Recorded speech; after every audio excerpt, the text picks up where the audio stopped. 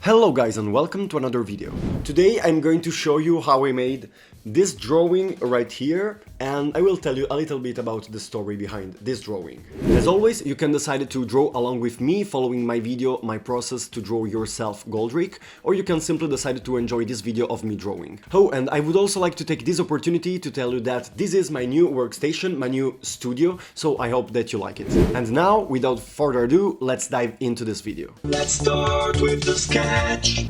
I made a super fast time-lapse of the sketch because I think it's the least interesting part, so I can spend more time in the video on inking and coloring. I was a little undecided about the composition, whether to draw Goldrake in full or do a close-up, but in the end I chose the second option because I think it has a lot of impact in A3 format and looks good hanging on the wall. The sketch was very simple, to be honest. The shapes are well defined and clearly separated. It's not technically very difficult to draw this. You just have to be careful to maintain the original proportions. And now it's inking time. To be honest, the line art for this drawing was really satisfying to do.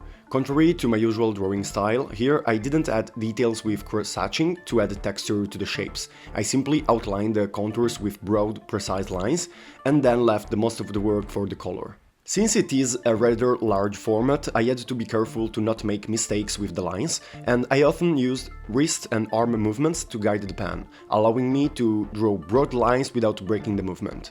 While you watch me ink, I want to tell you a little bit about how this drawing came about. This is actually a birthday present for my mom. Her birthday was coming up and she gave me some suggestions for gifts she was interested in. Then she had another idea, an original drawing of a character dear to her, Goldrake. I immediately thought I would choose this last idea because it is an original gift that requires time and investment, and I honestly prefer this to buying an object, even if it's more difficult to produce. To be honest, I really didn't expect at all this request. My mom is not very interested in the world of manga and anime that I'm passionate about, but she still remembers how much she loved watching Goldrake as a young girl and has retained a strong connection to this robot. It's very interesting how this acts as a bridge between us, binding us both to a world, that of anime, which in some way ultimately influences everyone, even just a little. After all, the same thing happened with my father and uncle through the Lupin III series. It's very interesting to see how manga and anime have somehow influenced the lives of people who, as they grow up, become completely detached from this world. Anime that connects different generations, marking everyone's childhood, just like has happened in more modern times with series such as Dragon Ball, One Piece and Naruto, series that managed to maintain their strength over time and be transgenerational. To be honest, I don't know much about Goldrake. I've never seen it in its entirety, although as a manga fan I know its author, Go Nagai. He was a legendary mangaka, a great pioneer, the first to create mecha with Mazinger Z, introduced eroticism into shonen and created one of the most beautiful series ever, Devilman. Let's take just a moment to appreciate a great artist who has greatly influenced pop culture and marked the history of manga from the 60s onwards. At this point, the line art is finally finished, so it's time to add some colors to this drawing. As usual, I mainly use Ohuhu markers because, despite their affordable price, they are of excellent quality. However, I also use some Pro markers because some colors are closer to what I have in mind. The quality of Pro markers is undeniable, but their price is quite high, so I have far fewer of them than Ohuhu markers. Color is the real protagonist of the drawing. Since it's a gift from my mom and she will hang it on the wall, I wanted to do something that would be clear and striking even when viewed from a distance in the house.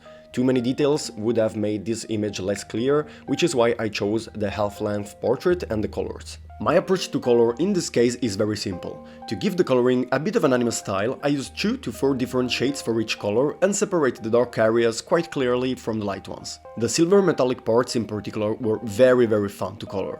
I tried to accentuate the separation between light and dark a little with reflections of light to give a greater sense of brilliance and shine to the surface. While I'm coloring, I would like to tell you something about this giant robot.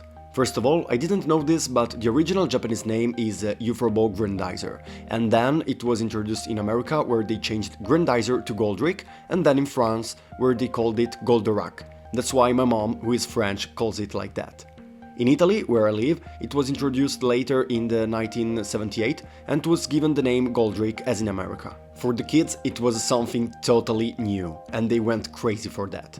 It was the first mecha robot to appear on TV because the previous Mazinger Z only arrived in Italy later. By introducing the concept of pilotable robots, or mecha, Go Nagai revolutionized animation in the 70s, starting a long-lasting trend that continues to produce new products even today. Pacific Rim is a recent example. The first one, as mentioned, was Mazinger Z in the 1972, followed by Goldrake in the 1975.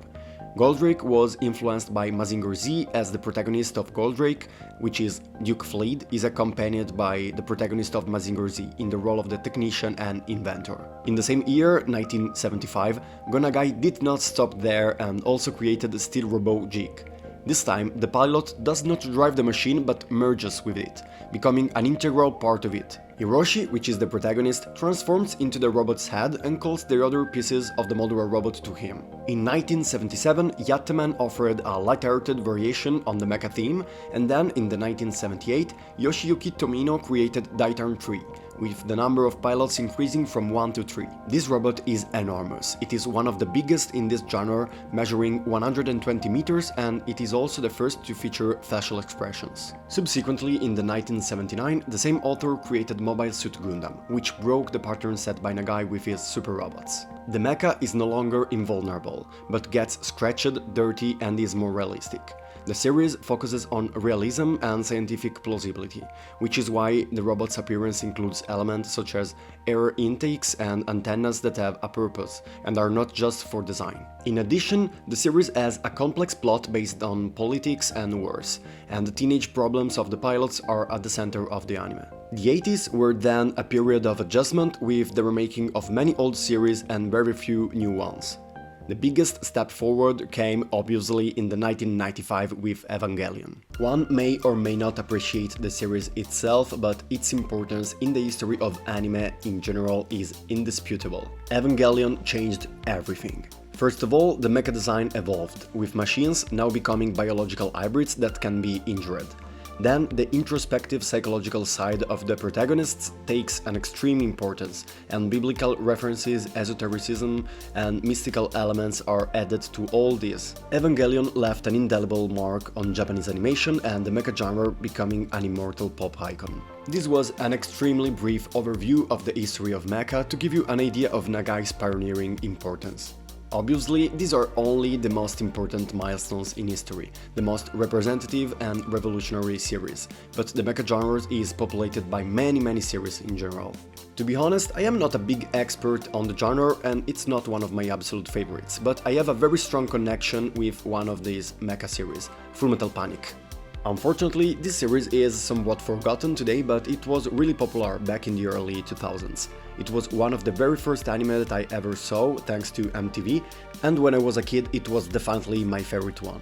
I loved it so much that over the years I even decided to cut up on the manga. Mecha are important in the series, but it's very enjoyable even if you are not a fan of robots. I recommend it to everyone because it has great characters and captivating story. Now, I'm very curious about that. Do you know this anime? Let me know in the comments. At this point, the character is practically finished. Just a few details are needed to accentuate depth, and then I can focus on the background. Now I have finally finished Goldrake, and I have decided to finish it before making the background because this way it's easier to take a picture of the character to then turn it into a keychain. I don't know if you have seen any of my shorts, perhaps you already know it, but I make a lot of keychains for comic conventions. And so I've decided to add, as a gift for my mom, also a keychain with the same Goldrake from the drawing. Okay, basically I've made a print to try out different types of backgrounds, both with markers and watercolors, and I think that this one with markers is the best. But here on the print it's smaller, so it will be more difficult to render it well in the larger original format. I'll do my best. Okay, let's start with the background. I think this was the most interesting part of the whole drawing. To be honest, I had wanted to do some kind of space background reminiscent of a nebula for a very long time. I study astrophysics and I absolutely love this kind of thing, but I had never had the opportunity to try this type of background, so this was a first time for me. The basic idea behind this is pretty simple. Create irregular clumps of color, leaving empty spaces for different shades. It doesn't have to be too precise, just don't saturate the space too much with a very dark color, otherwise there won't be any room for lighter shades. I have followed this approach for 3 or 4 shades of purple and pink, from darkest to lightest. Then I also added a little light blue and blue in certain areas to vary it a bit, and then in the end I blended it all together. In this case I didn't follow a reference, I sketched on the test sheet following my instincts, and since I liked it, I reproduced that idea here on the original. It's enough for me that it gives the idea of space, it doesn't have to be super realistic. Oh, and I also used a little bit of black to increase the contrast.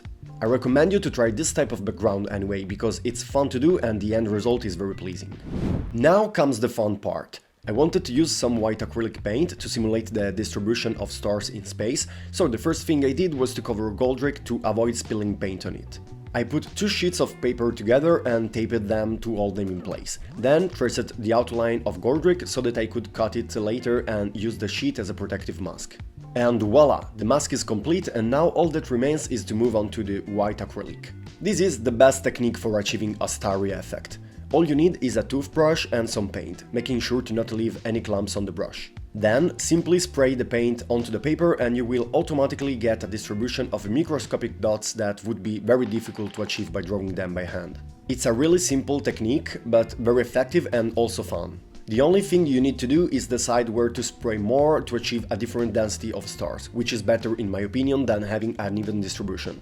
That's why I initially sprayed the white paint everywhere and then I focused on the specific areas. Overall, I really enjoyed making this background, and I think it turned out pretty well. What do you think? As always, I would like to take a moment to invite you to subscribe to the channel, like and comment if you enjoyed this video. It costs you nothing, but it helps me greatly to continue to produce content like this. Thank you. And this is finally Goldrake together with the background. I really like it a lot, to be honest. Now I just add a few details with a white gel pen to make some stars brighter, and that's it for the background. Just a little signature here and the whole piece is finally complete. Now everything is finished, but I have just one more thing to do to make it perfect.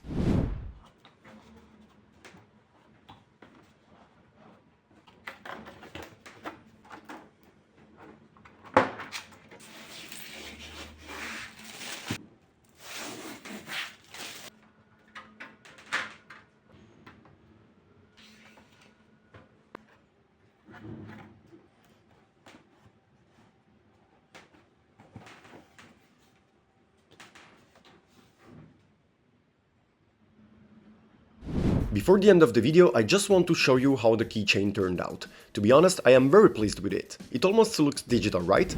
My mom then decided to attach it to her pencil case. Quite cool, I have to say. This is the final piece. I hope that you like it and that you enjoyed the video.